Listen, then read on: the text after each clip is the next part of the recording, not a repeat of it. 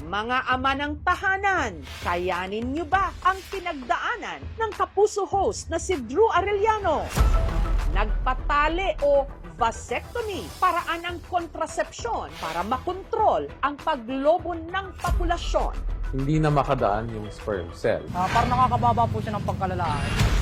You see the gravity ng pagpanganganak ng asawa ko and you relate that to the vasectomy na sobrang maliit lang na bagay compared to that. 15 minutes lang talaga at wala akong naramdaman na kahit ano. Siya naman yung mag-undergo ng contraceptives, hindi na yung babae. Dapat yung pamilya ko, yung kaya ko lang buhayin. 120 million na tayong mga Pilipino. Lumolobo ang ating populasyon. May mga nanganganak na hindi naman kayang tustusan ang kanilang mga anak. Kadalasan, mga nanay ang pinipiling magpatali. Pero si Drew Arellano, siya ang nagpa-vasectomy. Matagal niya na tayong isinasama sa pagtuklas sa iba't ibang magagandang tanawin sa loob at labas ng Pilipinas. The T from bubble tea stands for Taiwan. Ibinabahagi ang iba't ibang adventure at karanasan. Pero sa linggong ito, ang biyahe ni Drew hindi sa anumang tourist spot, kundi sa ospital. Si Drew kasi nagpa-vasectomy. Happy vasectomy. Ang vasectomy, isang male birth control kung saan pinuputol ang vas deferens o daluyan ng sperm mula sa scrotum. Hindi na makadaan yung sperm cell. So, konting percentage lang ng fluid ang nababawas pag ginawa yung vasectomy. Marami ang bumilib sa ibinahaging ito ni Drew. Bilib po ako sa ganun para makontrol niya rin po yung sarili niya. Nakokontrol na niya yung bilang nung pagdami ng anak niya. Naging maganda rin po yung respect din po niya dun sa may partner niya. Lalo't maraming mga lalaki pa rin ang takot itong gawin at pag-usapan. Parang nakakababa po siya ng pagkalalaki. Bagay na hindi naman totoo. Hindi po ako pamilyar sa vasectomy. At tila hindi nag-iisa si Drew sa biyaheng ito dahil marami na ring ibang mga lalaki ang sumailalim dito para sa pagplano ng kanilang pamilya. Tara, sama tayo sa biyahe ng usapin tungkol sa vasectomy. Happy vasectomy. 3 araw makalipas ang kanyang vasectomy procedure, si Drew kinumusta ng aming team. Every day, I feel better, but definitely I'm not yet even 90%. I still have a little bit of pain on my right lower abdomen. Noong nakaraang taon pa raw nila plinano ng kanyang misis na si Iya na mag-family planning. We already had that thought when we had our 4th kid. Wala naman akong takot sa procedure, sa totoo lang. You see the gravity ng pagpanganganak ng asawa ko and you relate that to the vasectomy na sobrang maliit lang na bagay compared to that.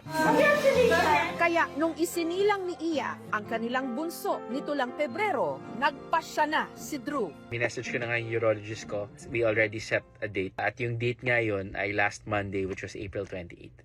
May dalawang paraan ng vasectomy. Ang conventional vasectomy, kung saan gumagawa ng maliit na hiwa sa scrotum para maputol ang vas deferens. At ang NSV o no scalpel vasectomy. Sa prosesong ito, hindi na raw kailangang hiwain pa ang scrotum. May instrumentong ginagamit para gumawa ng maliit na butas sa balat.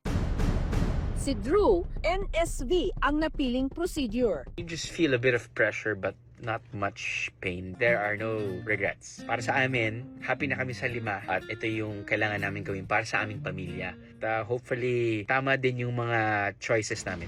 Ang vasectomy, isa lang sa napakaraming paraan ng family planning. Pero hindi ito ang madalas piliin ng mga mag-asawa dito sa Pilipinas. Kadalasan, ang mga babae ang nagpapatali o yung tinatawag na tubal ligation.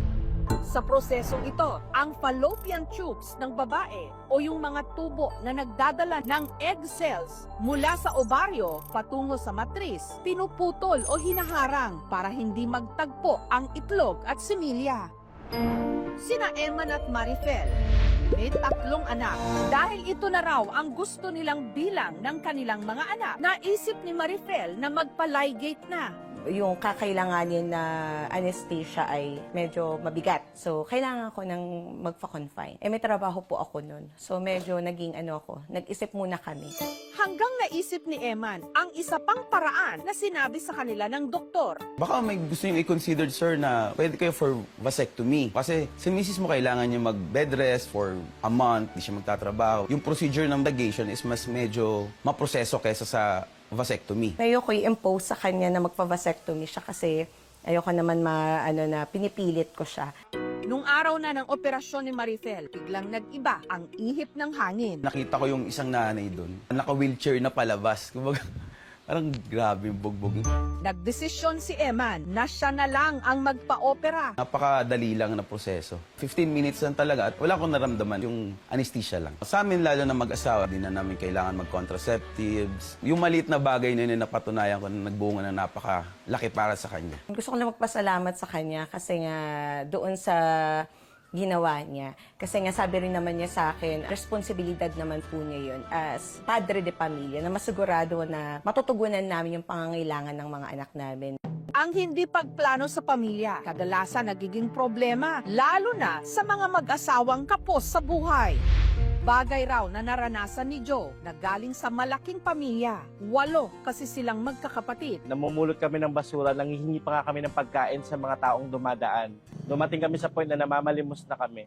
Kaya si Joe, sa murang edad, nagsumikap. Kailangan kong pagsabayin lahat. Sa umaga, nasa school ako. Pagdating naman ng gabi, call center agent ako. Hanggang unti-unti niya raw naiahon ng sarili sa hirap. Kalaunan, nakilala niya si Krisha na naging misis niya. Dapat yung pamilya ko, yung kaya ko lang buhayin, ipinapangako ko sa sarili ko na maproprovide ko lahat.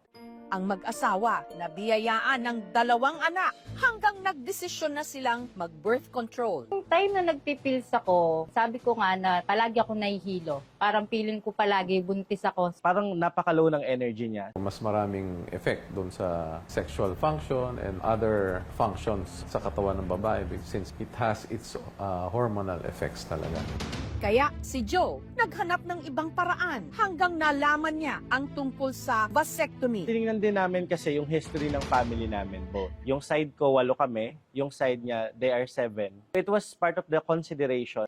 Para makamenos gastos, lumapit siya sa isang grupong nag-aalok ng libreng vasectomy. Nandyan po ang aming mobile clinic. Pumupunta po sa iba't ibang bahagi ng Pilipinas para po magbigay ng libreng serbisyo katulad po ng ligation, vasectomy, at iba't iba pa pong mga methods ng family planning. Kung libreng vasectomy, para ma-avail siya sa DKT Philippines Foundation, meron po kaming registration link na ibinibigay sa lahat po na nagbe-message sa aming Facebook page. Kailangan lang na wala siyang previous scrotal operation. Ang operasyon, hindi raw umabot ng 1 oras. Pag uwi ko, nag-drive pa nga ako ng motor. Yung 4th to 5th day after ng procedure, yung pakiramdam is parang nasipay. Pero wala naman siyang kirot. In 2 weeks, okay na siya. Karamihan ng mga Pilipino ayaw magpagawa ng vasectomy kasi akala nila mawawala yung desire. Hindi rin totoo yun. Hindi siya nakakaapekto doon sa pagkalalaki. Reversible naman siya. Reversal ng vasectomy, ipagdudugtong ulit yung vas deferens. Nagagawa siya microscopically, but the results are not 100%.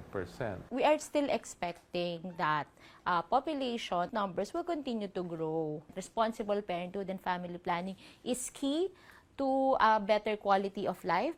Pero ang simbahang Katolika, hindi pabor sa tubal ligation o vasectomy. Ang family planning talagang dapat gawin. Hindi talik kayo ng talik, hindi mo iniisip yung kinabukasan. Sa pagtatalik ng mag-asawa, alam din nila na nagbubukas sila sa bagong buhay. Ngayon, siyempre isipin mo, paano ko alagaan ito? Kaya nga okay naman ang family planning, ayaw lang ng simbahan yung mga contraceptives. Kasi hindi natural sa pananaw ng simbahan. Talagang importante ang pagpaplano ng pamilya upang magkaroon sila ng sapat na oras ang isa't isa, mga anak nila, and mapag-aaral sila ng mabuti. Sa mga tatay, consider nila yung vasectomy. Walang mawawala sa pagkalalaki mo. It is happier kung naproprovide mo yung needs ng family na binuo mo. Sa patuloy na paglobo ng populasyon ng Pilipinas, mas nagiging mahalaga ang bukas at matalinong usapan tungkol sa family planning. Sa natural mang paraan o sa hindi. Dahil ang sakripisyo sa loob ng tahanan, hindi lang responsibilidad ng mga babae. Ito'y dapat pagpasyahan ng mag-asawa, ng magkasama, magkapantay, at may malasakit sa isa't isa. At sa bawat ama na marunong umunawa, magparaya at tumindig para sa kinabukasan ng kanyang pamilya, naroon ang tunay na kadakilaan. Happy birthday to me.